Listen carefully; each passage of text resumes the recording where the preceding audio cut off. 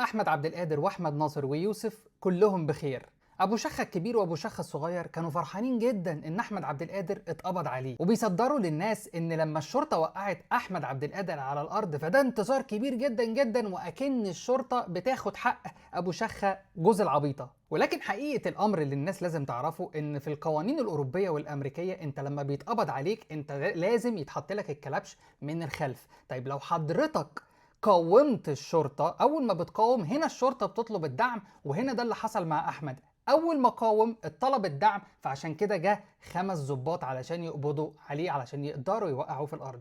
وهنا أبو شخة رفض ينزل الفيديو كامل ونزل المقطع فقط وهو أحمد بيتقبض عليه، ونزل صورة واحدة فقط وأحمد بيلطش أبو شخة بالكف، بس رافض رفضا تاما إن هو ينزل الفيديو. أنا هقول لك بقى اللي حصل. احمد كان قاعد في امان الله في الكافيه، مفيش اي حاجه، قاعد لا بيه ولا عليه، زي ما شفنا في الصوره ان هو قاعد عند ترابيزته. دخل عليه ابو شخه واعوانه، قعدوا يستفزوه وقربوا منه لحد ما انتهكوا المسافه الشخصيه بتاعته. ابتدى الاعتداء على احمد. احمد هنا كان قدامه ان هو يلجا للسلطات للدفاع عنه، وفي حاله عدم وجود السلطات احمد من حقه ان هو يلجا للدفاع الشرعي. احمد هنا لجأ للدفاع الشرعي ورن المعلم ابو شخة بالاقلام، وهنا ابو شخة طلع يجري زي ما شفنا في الصورة ان هو كان بيحاول يجري من تحت ايد احمد عبد القادر، وطلع وقف بره وقعد يعيط ويطلب البوليس علشان البوليس يجي يخلصه. بلغة الشارع كده معرفش يخلص نفسه، يعني عمل النمرة،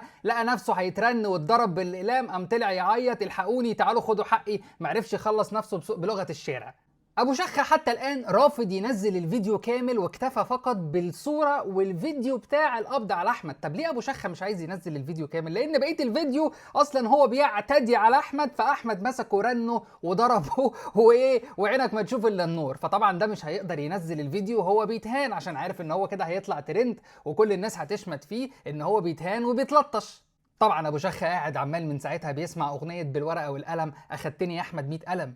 اما بالنسبه ليوسف فيوسف ما اتقبضش عليه بسبب ابو شخة، وان ابو شخة بيصدر للناس كلها ان هو الجامد اللي ما فيش منه، فعشان كده اتقبض عليه خالص. في الاعتبار ومن البدايه البوليس الانجليزي شايف ان كان في خطر على حياه يوسف وهو واقف قدام السفاره والناس متجمهره حواليه. دي في البدايه الف ب في البروتوكولات البوليسيه في اوروبا وفي امريكا. لو انا شايف خطر على حياتك في اي حاجه خطر وانت رافض اللي انت تمشي، انا بجبرك اللي انت تمشي، فلازم اكلبشك واخدك للقسم او واخدك لمكان بعيد، وبعد كده بتخرج بعدها بنص ساعه. وهو ده في الاساس اللي محرك البوليس الانجليزي ضد يوسف، ان هو كلبشه بسبب ان في خطر على حياته بسبب ابو شخة واعوانه اللي واقفين حواليه، مش بسبب ان ابو شخة جامد ومش جامد وما اعرفش ايه. حتى ما لحقش ان هو يحتفل بالانتصار واحمد ويوسف خرج على طول.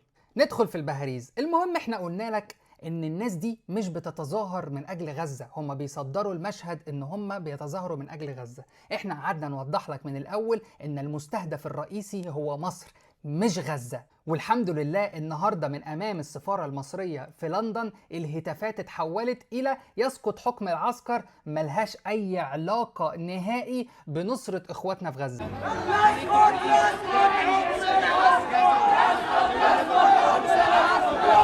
فارجو من الغزاويه والناس اللي كانت بتتعاطف والمصريين اللي كانوا بيتعاطفوا يعرفوا ان انتوا تم استخدامكم، والهدف الرئيسي هو انت اللي عايش في قلب مصر، باسقاطك انت، باسقاط دولتك، باسقاط كل حاجه عشان احولك زي اليمن زي سوريا زي السودان زي كل الدول اللي حواليك. الهدف هو انت، وربنا فضحهم النهارده ان الهتافات مش لغزة خالص، الهدافات لإسقاط الدولة المصرية. أبو شخة الكبير وأبو شخة الصغير كانوا عاملين فيديو مستغربين جدا إن إزاي المصريين يروحوا يتظاهروا عند السفارة الهولندية داخل القاهرة، بسبب ان المصريين يتظاهروا عند السفارة الهولندية داخل القاهرة اعتراضا على اللي بيحصل مع السفارة المصرية في هولندا. فابو شخة الكبير وابو شخة الصغير عملوا فيديو وسخروا جدا، قالوا ايه يا عم انتوا ليه رايحين تتظاهروا في القاهرة عند السفارة الهولندية؟ هو انتوا يا هبل يعني، وبيشتموا الناس بقى، هو انتوا فاكرين اللي بيحصل في غزة ده بقاله سنتين ده بسبب هولندا؟ طب ما تروحوا عند السفارة الإسرائيلية واديكوا العنوان بتاعها، ما هم اللي عاملين كل الكلام دوت، ما تروحوا تتظاهروا عند السفارة الإسرائيلية.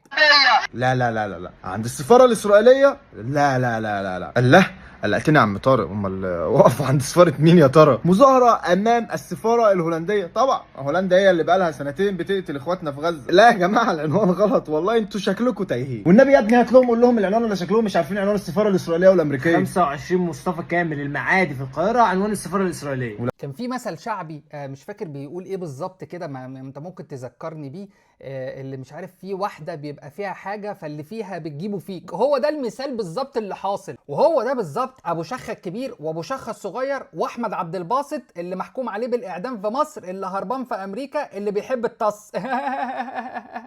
طبعا ابو شخه عمال يروح عند السفاره في هولندا وعند السفاره في لندن وعند سفارات اوروبا، وبيروح بيلف السفارات كلها. فانت طبعا انت هتقول لي ان هو بيروح عند السفاره الاسرائيليه، فهقول لك لا، ابعتينه عند السفاره المصريه.